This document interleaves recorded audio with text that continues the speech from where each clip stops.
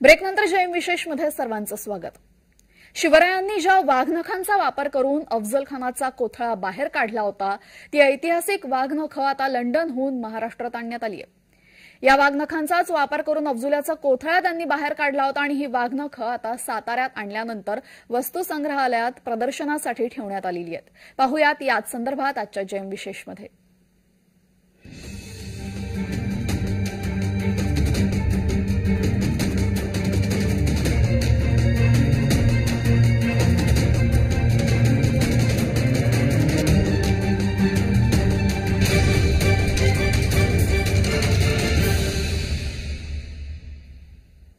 तर शिवप्रेमींसाठी ही मोठी आनंदाची बातमी आहे। फक्त वाघनखच नाही तर इतर शस्त्र देखील आता शिवप्रेमींना पाहता येणार आहे। या प्रदर्शनाला शिवशस्त्र शौर्य गाथा असं नाव देण्यात आलेलं आहे। शिवशस्त्र शौर्य गाथे प्रदर्शनाचं उद्घाटन मुख्यमंत्री एकनाथ शिंदे, उपमुख्यमंत्री देवेंद्र फडणवीस आणि उपमुख्यमंत्री अजित पवार यांच्या हस्ते आज साताऱ्यामध्ये संपन्न झालं।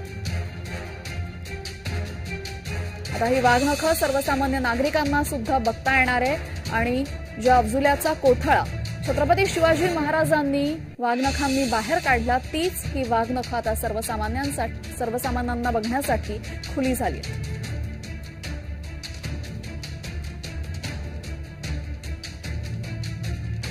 शिवभक्तांसाठी आनंदाची बातमी, महायुती सरकारने अखेर वाघनखं आणूनच दाखवलेली आहेत। सांस्कृतिक मंत्री सुधीर मुनगंटीवार यांनी यासाठी मोठे प्रयत्न केले होते। लंडनला एका वस्तुसंग्रहालयामध्ये ही वाघनखं गेल्या अनेक वर्षांपासून होती। ही वाघनखं राज्यामध्ये महाराष्ट्रात आणायचे प्रयत्न अनेकांनी केले होते, मात्र ते सफल झाले नाही। मात्र महायुती सरकारने ही वाघनखं आता राज्यामध्ये आणून दाखवलेलीच आहे। मुंबईमध्ये या वाघनखांचं स्वागत करण्यात आलं। मुंबईनंतर थेट साताऱ्यामध्ये ही वाघनखं नेण्यात आली आणि साताऱ्यामध्ये पुढचे 7 महिने ही वाघनखं या वस्तुसंग्रहालयामध्ये शिवप्रेमींना बघता येणार आहे। पुढचे 7 महिने ही वाघनखं तिथे असतील। राज्याचे मुख्यमंत्री एकनाथ शिंदे यांच्या हस्ते आज या वाघनखांना बघण्यासाठी प्रदर्शनासाठी खुलं करण्यात आलेलं आहे। या कार्यक्रमाला राज्याचे मुख्यमंत्री आणि राज्याचे दोन्ही उपमुख्यमंत्री उपस्थित होते। सोबतच सांस्कृतिक मंत्री सुधीर मुनगंटीवार यांच्या पुढाकाराने ही वाघनखं लंडनहून भारतात आलेली आहेत आणि आता राज्यात साताऱ्यामध्येही ठेवण्यात आलेली आहेत।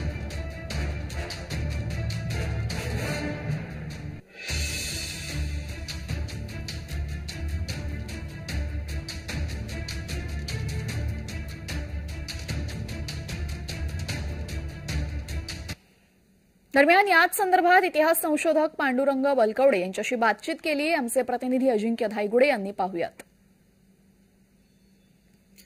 छत्रपती शिवाजी महाराजांनी ज्या वाघनखांनी खरं तर प्रतापगडावर अफजल खानाचा कोथळा बाहेर काढला होता ती वाघनखं महाराष्ट्रात आणली गेली। आज ती वाघनखं साताऱ्यात आहेत, परंतु काही लोकांकडून या वाघनखांबाबत आक्षेप नोंदवला जातोय। वाघनखं खरी आहेत की खोटी आहेत अशा प्रकारे बोललं जात आहे।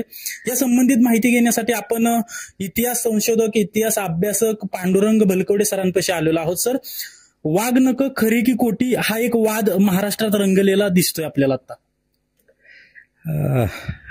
या वाघनखांचा इतिहास असा आहे, छत्रपती शिवाजी महाराजांनी 10 नोव्हेंबर 1659 या दिवशी प्रतापगडाच्या पायथ्याशी अफजल खानाचा वध केला आणि त्या प्रसंगी त्यांनी वाघनखांचा आणि बिचव्याचा उपयोग केला।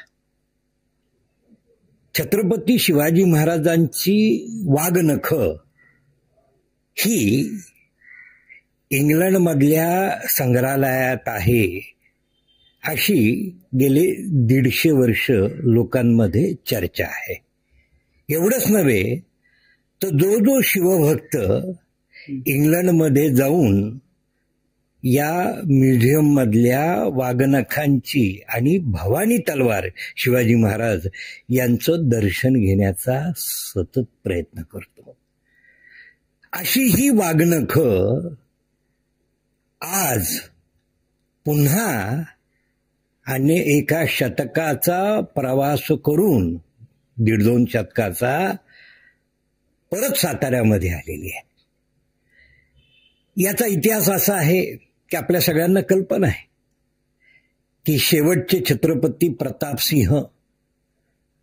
खरं तर सर आपण आपल्या प्रेक्षकांना हे सांगितलं पाहिजे की वाघनखं जी आहेत ती महाराष्ट्रातून ती इंग्लंडला कशी गेली, त्यावेळेस हा सगळा प्रश्नाचा उलगडा होईल. बरोबर ना, की शिवाजी महाराजांची ही वाघनखं शेवटचे छत्रपती प्रतापसिंह यांच्या साताऱ्यामधल्या राजवाड्यात होती.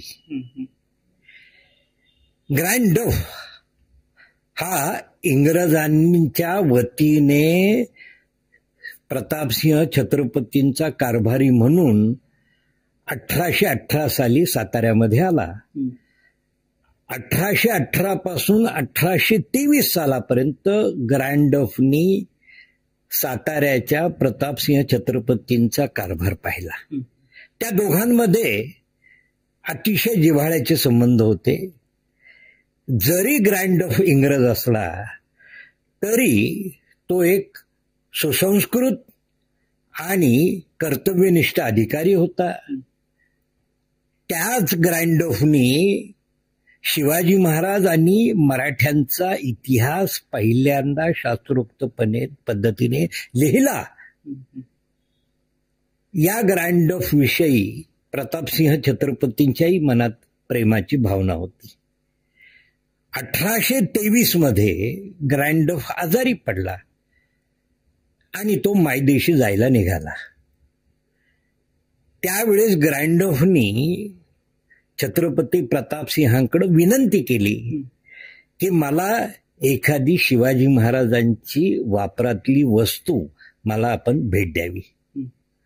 खरं तर त्यावेळेस छत्रपतींच्या देवघरात शिवाजी महाराजांची म्हणून काही वाघनखं आणि तलवारही होती. जशी कोल्हापूरकर छत्रपतींच्या संग्रहामध्ये भवानी तलवार, तशीच छत्रपतींच्या वापरातली एक तलवार साताऱ्यामध्ये छत्रपतींच्या देवघरात होती.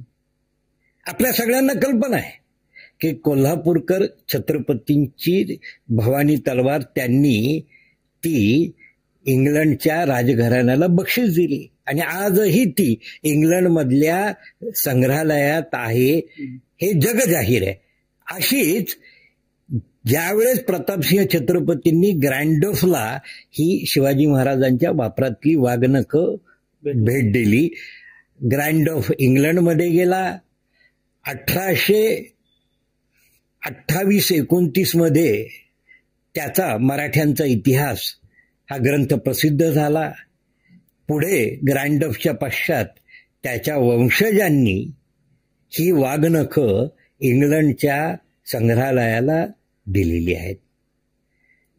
त्या संग्रहालयात एखादी वस्तू आल्यानंतर त्या वस्तूचा इतिहास आणि ती कोणत्या दिवशी जमा झाली ते लिहून ठेवलं जातं आणि तशी नोंद त्या संग्रहालयाच्या रजिस्टरमध्ये आहे की ही ग्रँड डफच्या वंशजांकडून शिवाजी महाराजांची वाघनखं म्हणून इथं जमा झालेली आहेत. एवढंच नव्हे तर त्या वाघनखासाठी म्हणून जी डबी बनवलेली आहे त्या डबीवर देखील शिवाजी महाराजांची ही वाघनखं असून याच वाघनखाने अफजल खानाचा वध करण्यात आला होता असं लिहून ठेवलेले आहे. आणि ही 100, 150, 200 वर्ष याला अनेक प्रत्यंतर करणारे पुरावे आहेत. 1915 साली त्यावेळेस वाकरू भाव्यांनी पाठवलेलं पत्र हा त्याचा पुरावा आहे, कारण की लोकांमध्ये तो समज होता. आणि अशी वाघनखं आज पुन्हा साताऱ्यामध्ये छत्रपतींच्याकडं आणि महाराष्ट्रातल्या शिवभक्तांच्या दर्शनासाठी काही काळासाठी आलेली आहेत. याचं शिवभक्तांना निश्चितच आनंद झालेला असेल आणि आपण त्याचं सकारात्मक पद्धतीने स्वागत केलं पाहिजे असं मला वाटतंय, कारण की छत्रपतींच्या घराण्याने त्याचं स्वागत केलेलं आहे. मग ते शिवेंद्रराजे असतील, ते उदयनराजे असतील किंवा संभाजीराजे असतील, या तिघांनीही त्याचं स्वागत केलेलं आहे. आणि खरं तर या वाघनखांच्या विषयी वाद करण्यात विरोधी पक्षांनाही खरं तर अर्थ नाहीये. प्रश्न तोच होता सर. खरं तर ही वाघनखं जी आहेत तो आपल्या महाराष्ट्राचा आस्थेचा विषय आहे आणि ती वाघनखं आता पुन्हा एकदा साताऱ्यात आलेले आहेत. लोक त्या वाघनखांचं दर्शन घेत आहेत, परंतु राजकीय लोक असतील किंवा काही इतिहास अभ्यासक लोक असतील हे या सर्व वाघनखांवर एक आक्षेप नोंदवत आहेत की ही शिवाजी महाराजांची वाघनखं नाहीयेत. हा खरं तर राजकीय खेळ आहे. मला खरं तर मी राजकीय भाष्य करत नाही, परंतु मला या मंडळींना एवढंच सांगायचंय की काँग्रेस पक्षाचे मुख्यमंत्री महाराष्ट्राचे अंतुले यांनी देखील शिवाजी महाराजांची भवानी तलवार आणि वाघनखं आणण्याचा आटोकाट प्रयत्न केला होता. दुर्दैवाने त्यामध्ये त्यांना यश मिळालं नाही. मग जे काँग्रेसचे मुख्यमंत्री जर अंतुल्यांनी केलं असतं आणि वाघनखं आणली असती तर त्याही वेळेस तुम्ही त्याच्याविषयी वाद उभा केला असता का?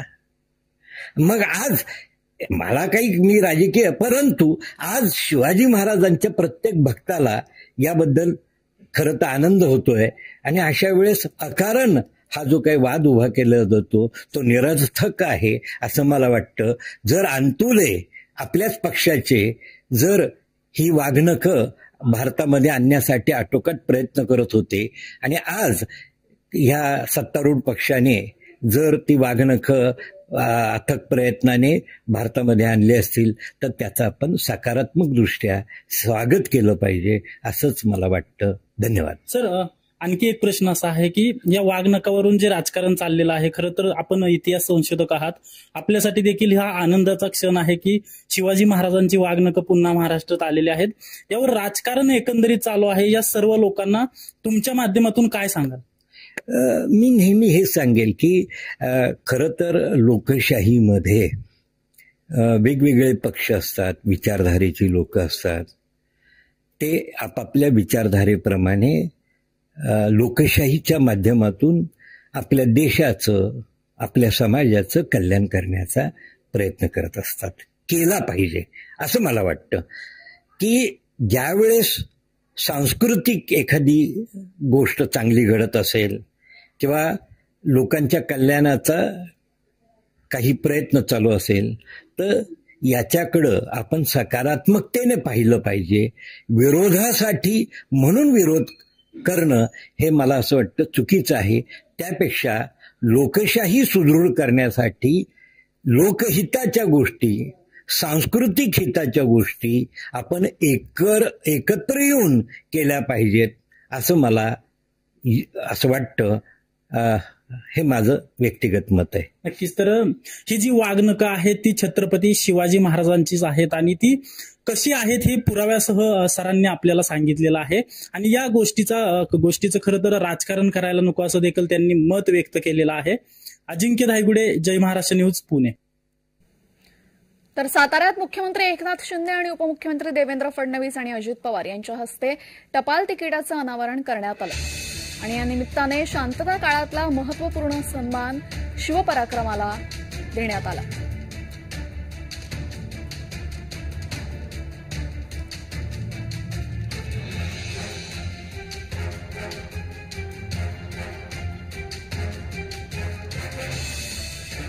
यासह जय विशेषमध्ये वेळ झाली. इथेच थांबण्याची सर्व प्रेक्षकांना जय महाराष्ट्र.